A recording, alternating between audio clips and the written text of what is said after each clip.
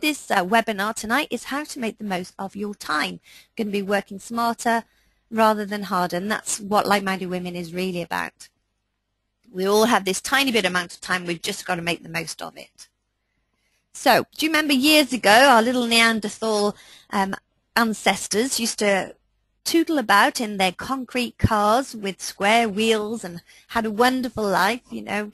Remember the Flintstones? And they get from A to B and they were happy as Larry. It was a bit uncomfortable, but generally they were quite happy. Now imagine one day a man comes along and introduces them to round wheels. They gasp, they marvel at the fantastic invention, and then they go on their merry way. They think, that's just great, but it's not for me. Little did they know that if they invested time and energy into making a car with round wheels, that they would get from A to B in record time and just really, really enjoy the ride. You know, that time when they were thinking, oh, I can't, it's going to be too much energy, I'm going to have to learn how to do it, I'm going to pull over from the side of the road and put these new wheels on, it's too much effort. Little did they know that if they did do that, if they did invest that amount of time, they could have quicker progress in the future. And since you're giving up your valuable time this evening to participate in the webinar, I'm going to assume that you want to find a better way of doing things. I'm hoping I'm right with that assumption. So our agenda for the evening, how to recognize if you are being a busy fool. I mean busy bee. A fool, no, certainly not. What exactly are you doing with your time? I'm going to look at that in minute detail. We do this with the Circle of Influence, and I know there's some Circle of Influence members on the call this evening. So we're just going to go through that again because you can never hear it enough times. What exactly are you doing with your time? We're going to have an opportunity to look at that tonight. We're going to look at what you're doing and is it in line with your goals? You know, are you just doing things for the sake of doing things? We're going to look at what you love, what you want to delegate, what you don't want to do completely, and also your mindset. So instead of saying I can't, we're going to look at maybe approaching it in a way that says how can I instead? And obviously we're looking at why working smarter than harder will help you really reap the rewards. So step one, how to recognize if you're being a busy fool bee. Now, the slide I've got up is a woman with lots of arms, and you know, you may recognize yourself in there, but obviously it's unlikely. It won't be so visual as that normally. You may be under your desk holding up a help me sign because you're just overloaded with work, but again, probably not as visual as that. Otherwise, we'd all be able to help. Symptoms you may recognize, your to-do list keeps getting longer and longer and longer. You feel rushed or harassed. You shout or become tearful. Maybe you eat or drink more than you should. You exercise less than you ever did. You're working lots of hours. This is a classic one. Look, working so many hours for little return. And it doesn't matter how hard you work, you're not making as much money or as much progress as you would like to be making with that time commitment. And then you generally feel undervalued and underappreciated. Oh, it's not good, is it, ladies? So let's sort that out. Have you ever watched a fly? I've used this analogy many times. I just think it's brilliant. So ever watched a fly or a bee or a wasp continually banging their heads on a window and hoping that, you know, they're going to find their way out eventually, and they keep banging, banging, banging, and you're looking at them thinking, what are you doing? You know, if you keep doing what you've always done, you get what you've always got. That's the classic saying. So if you keep doing tomorrow what you've done yesterday and the day before, you're going to get what you've always got. If nothing changes, you will be in exactly the same place today in 10 years' time. Now, if you want to be in that place, great, keep doing what you're doing. But again, I'm assuming you don't want to because you're on this call or this webinar. So sometimes, you know, this inset could step back and then realize, oh, there's an open door there. I could just fly out there. Why have I been making this such hard work for myself? But sometimes you're so close, you just can't see that there's an easier way of doing things. And we need to stop doing that and look for the easy route out. So stop what you're doing. That's the first thing. Step back. Relax. Come away from the glass. You're steaming it up. Remove the emotions. It's absolutely essential that you remove emotions from your situation. Reflect on what you're doing, what you want, and then amend it. Simple steps, but we have little time, we allow ourselves little time to do these things. And that's what we're going to try and achieve tonight. Not try and achieve, we will achieve tonight, but of course you'll need to go away and do some work on this. I'm going to give you the theory. You can play this video back as many times as you like. It's going to be on the webinar in the trainer section under personal development. Play back as many times as you like and get on with the exercises, because again, like the Neanderthals, if you dedicate some time to it now, you'll find you're working smarter rather than harder going forward. Step 2, we need to decipher exactly what you do. Now, you'll think that you do a certain amount of things, but when you write it down, and we've done this in the circle of influence, you'll realize that you're probably 20 hours a week over what you actually are physically awake and able to do. You will, I can assure you, you'll just think, oh God, how do I do that? You'll be quite proud of yourself for how much you actually do achieve. So first thing is, write down exactly what you do. You can do it in a list form if that suits you. Entirely up to you how you do it. You might prefer a little process chart or this Gantt chart type thing, or you might prefer mind mapping. Now, I've just used this mind map because it's a nice simple illustration, but obviously you'd put in words like what you do. Customer service, what do you do there? Networking, what do you do there? Cleaning the house, what do you do there? Looking after the kids, what do you do there? So those circles, you put in there what exactly you do. And then out from those circles, you make lines. So, for example, if we replace the where with the visiting friends, you could say visiting friends, and then out of there would be how often do you visit them? Twice a week. Where do you travel? All over the place, 7 different places. How long do you spend with them? 10 hours. What do you do whilst you're there walking? Da la la la. And then you realize then, oh, you know, I didn't realize I spent that much time with friends. So it's a main core of what you do, and out of there are little stems into other categories associated with that core. I hope you understand that. Have a look at mind mapping on Google if you want a bigger illustration on that one, or just send me an email. I can send you something across. So Pareto's law, you'll hear me banging on about this all the time. This 80-20 principle. So at the moment, you may be spending 80% of your time and achieving just 20% of your goal, especially if you're feeling like you're getting nowhere. That's probably what's going on there. 80% of your time with customers who are only paying 20%, only bringing 20% of your revenue. Time drainers. So we need to understand where are your time drainers. And we want to turn that around. So we want to get 20% of your time to achieve 80% of your goal. Wouldn't that be great? Wouldn't that be easy? And it is actually that easy once you stop and then evaluate the situation. So the secret, therefore, to turning things around is to quickly identify which tasks directly help you achieve your overall life and business goals. This isn't just about business. You're a whole person. So it has to fit in with your life as well, especially since you're business owners. This is really, really important to bring both things into play. So step 3, what are you doing and is it aligned with your goal? What is your goal? That's the most important thing here. If you don't know what it is, we need to get that written down. You need to define a SMART goal. Specific, measurable, achievable, realistic with timescales. Really, what's your purpose in life? Why are you getting up in the morning? What are you trying to achieve? Are you trying to spend quality time with your children, with your family, with your friends? And what would you do during that quality time? How much quality time? What is quality time? How do you define quality time? Is it all about the money that you want to generate? Well, how much money do you want to generate? For example, do you want to earn £100,000 at the end of the year and work 4 days a week and work and have 6 weeks off for holidays? How do you want your business and your life to work together? That's your goal. How do you want everything to look, feel, sound like? Write your SMART goal. Again, specific, measurable, achievable, realistic with timescales. Once you know what your goal is, then you can really start to work on your time management and your to-do list. Part of this is identifying your to-do list, your endless things that you actually do with your time, and we need to look at which ones are contributing to your goal and which ones are not contributing to your goal, because there will be lots that are not contributing at all, and we need to work out which ones are those. We need to identify what do you love and what do you hate doing. Because if you're doing stuff that you love, then you'll never work a day in your life because it'll just be pure pleasure. And we're going to look at that in a moment. We're going to look at what is it that's driving you in your business, what gives you a purpose to get out of bed in the morning, what's your passion in life. Once you are actually working on those things, you'll have more energy and really start to make things happen. It'll be like I've read a wonderful book called The Compound Effect, really worthwhile getting, everybody.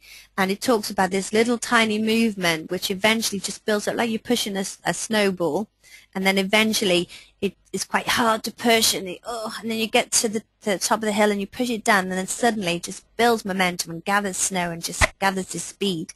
And that's what it's like for you if you're really doing stuff that you absolutely love. We need to find out what those are. So we're going back to your to-do list, your things that you do, every single little thing: washing, ironing, shopping, talking to customers, sending emails after events, sending invoices, chasing invoices. Every single little thing needs to go in here. And we need to put a star next to what is contributing to your goal. If it is contributing to your goal, remember, life or business, put a star next to it. If it isn't, put a black cross next to it. So a star if it's contributing, and a black cross if it isn't contributing. Every single item. Okay, and then we, as I say, we need to move on to then doing what you love, delegating what you don't love.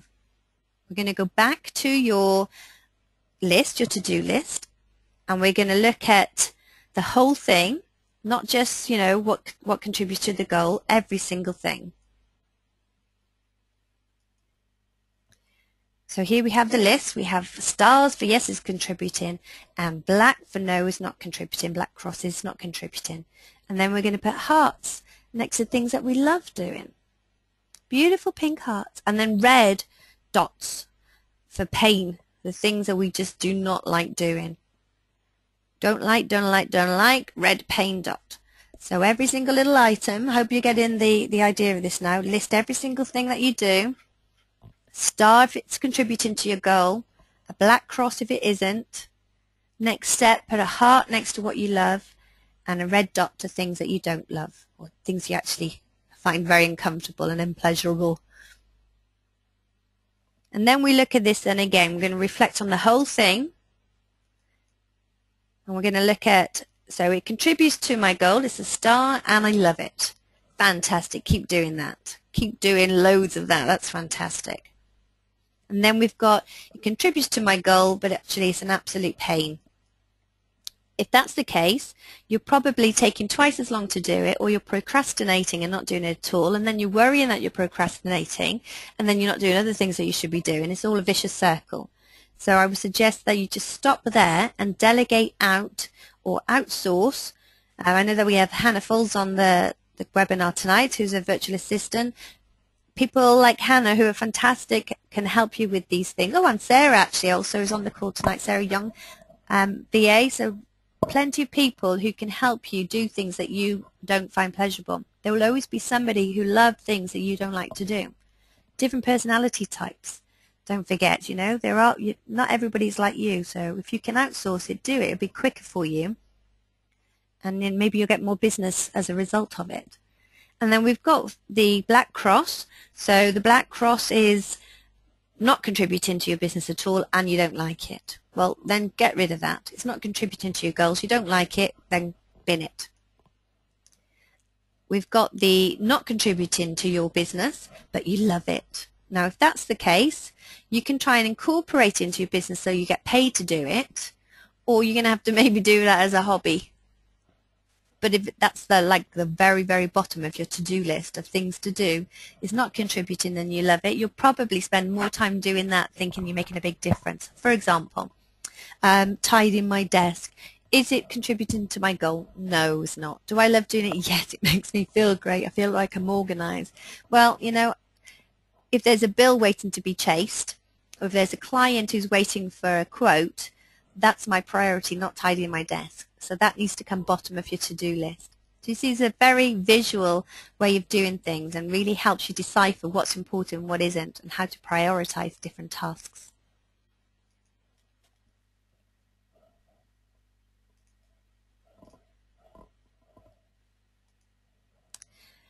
Next step, decide Am I actually my own worst enemy? Am I getting in my own way? Are you saying, I can't do that, I can't do it because, oh, I couldn't outsource because, oh, I couldn't get somebody to do this because? If you are, you're probably making excuses. Maybe you're not. But if you haven't sat down and fleshed this out properly, looked at the facts and figures, thought creatively about it, then you haven't done a proper job and you're not doing yourself justice. You're probably not, or stopping yourself from working smarter rather than harder. So point 4, don't say I can't, I just can't do it. Sit down and think, how can I do it? If you ask how, your brain attracts the answer. Ask how can I do it before you go to sleep, because then your brain just has nothing else to do but work on that question. In the morning you'll wake up with the answer. That's why people say sleep on it. Your brain will have however many hours sleep. Just think, well, how can you? It gets really creative. So, for example, I can't afford to pay a salesperson to do this for me. Well, do you know how much a salesperson costs? Probably not. Well, do you know if somebody will do it for commission only? Don't know. Maybe you need to explore that. Maybe there's a joint venture where somebody can do that for you and you'll do something for them. But have you totally and utterly explored the option? Rather than just jumping and saying, I can't, sit down, facts and figures. This goes back to Edward Bono's thinking hat. White hat, facts and figures. What's the facts and figures? What do I need? How much does it cost? Who could do it? And then think creatively, the green hat. And then decide the pros and cons of it, and then make a decision. But if you're jumping straight in with I can't, you're probably going to work, a lot harder than you should be working. Looking at reframing your mindset. Think, I can't afford to, how can I afford? I've no clients to pay for it. Think, well, I need to get 5 new clients to pay for it. That's all I need to do. There's your target, that's your focus, there's your drive. If you're spending 3 hours cleaning, think, well, what's that costing me in terms of how many clients I could get? So if I didn't clean for 3 hours, I could get 2 new clients. It's a no-brainer. You suddenly can afford a cleaner. I know lots of women in our first Like-Minded Women group have got cleaners just from fleshing it, out this exercise. I employed Lynn, who's my fantastic customer service assistant, and she does all the admin as well for me. I never imagined I would be able to afford her, but somehow you do. And actually that's a driver to make you work hard, especially when you work for yourself. It's the incentive to make you get out and go and get customers rather than hiding behind your desk. So just reframe your mindset. It's as simple as that. Remember our Neanderthal relations again? So change for the right reasons can be uncomfortable. I'm not saying this is going to happen overnight. I'm not saying it's going to be pleasurable for you. It may take a lot of time. You may feel like pressing the panic button, that you want to get out there and get customers and be busy, but actually you have priorities back at the workplace that need to be sorted out. That's going to bring you more customers out in the long term. Like that busy bee banging its head against the window. If you keep doing what you're doing and it's not working at the moment for you 100%, then something needs to change. So again, change for the right reason can be uncomfortable, can take time, but you will ultimately have a more comfortable journey and get things done quicker in the long run. Get to places quicker in the long run. Summary of how to work smarter rather than harder. The steps we've gone through tonight. Identify exactly what you need to do, or what are you actually doing rather. And you will miss things with this one. You'll actually probably have to dedicate about 2 hours to this exercise. And then just maybe even do it on a Monday, stick it on your wall, and then every time you walk past it, you'll go, oh, and I do this as well, and stick that on there. I forgot I did this. And by time Sunday comes along, you'd probably been back and forth that board 100 times with things that you forgot that you did. So we need to identify exactly what you do. Another great thing, if you do have time, is to put time against that thing that you do. So if that takes you, loading up the dishwasher takes you 10 minutes, put that down. Loading the washing machine, 10 minutes. unloading it 10 minutes, putting it to the dryer 10 minutes, getting it out the dryer, folding it up, doing the ironing. How long does every single activity take? And then total that up. So this is another bolt-on task. Don't do this if you really are strapped for time, but it's great if you've got the luxury of time to reflect on this. And add up how much time are you spending on things. And then you will realize that you are probably, superwoman, doing so much that you wouldn't even believe that you could fit all that into your day. You'll be so proud of yourself. Then you're going to determine, what is your goal? What the heck am I doing this for? Why am I on this planet? What's my reason for starting a business? Why do I want to be around my friends and my family, my children? Why am I doing everything? Why am I going out? Why am I going out my way to visit family, 10 family members, when they could all come to me on a Sunday? What is my goal? And are the things that I'm doing contributing to that goal? And then think about, what do you love? What do you hate? As I said, if you love things that you're doing, you'll just have so much energy, you'll have so much passion, people will just sense that and they'll want to be around you, and they'll probably want to help you with bucket loads of help. Oh, what can I do? They want to be around people with smiley faces, with like drive. You just attract them like moths to a light bulb. Oh, they want to be around you because you're just so full of passion and energy. Imagine how many customers you'll get because you're just loving what you do. You just can't get enough of it. And then we're going to look at, oh God, what's draining you? What has to be done? Is it bookkeeping? We have Moira on the call tonight. Give it to Moira. Get rid of it all.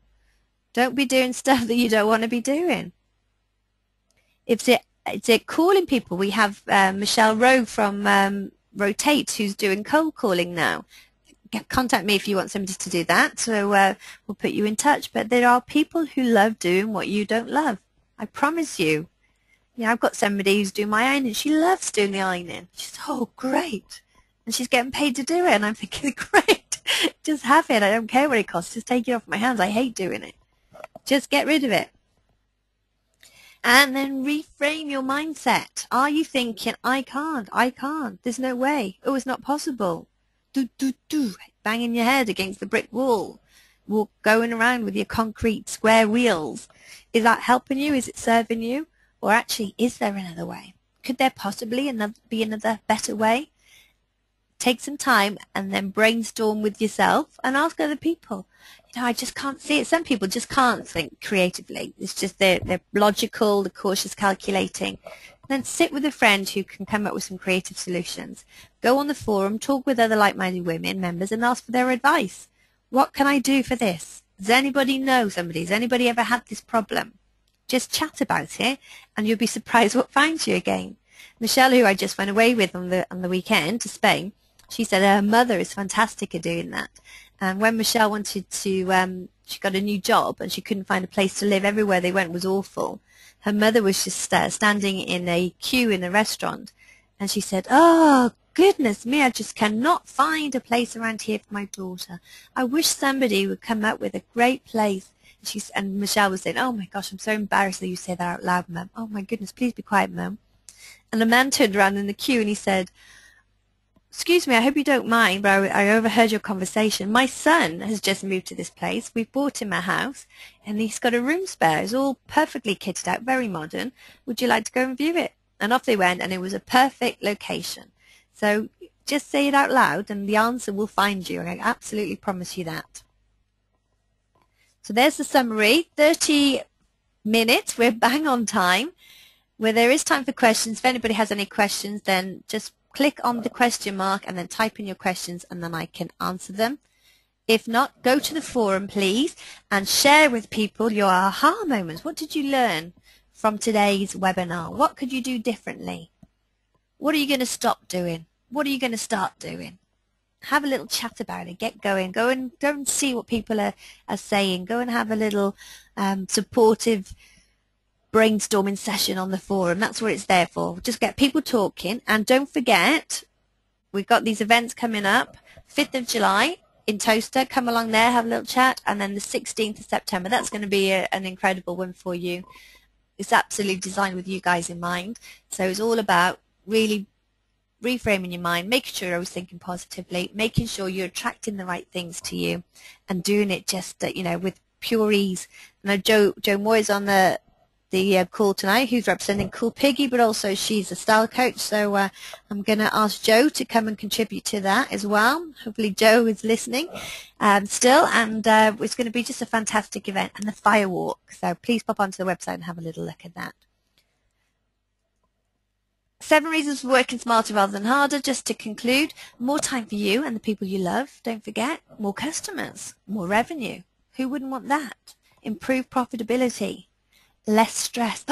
Imagine sleepless nights, not sleepless nights, less stress and less sleepless nights, better quality of life, and an efficient business, a business maybe you could step out of, and maybe you can sell it.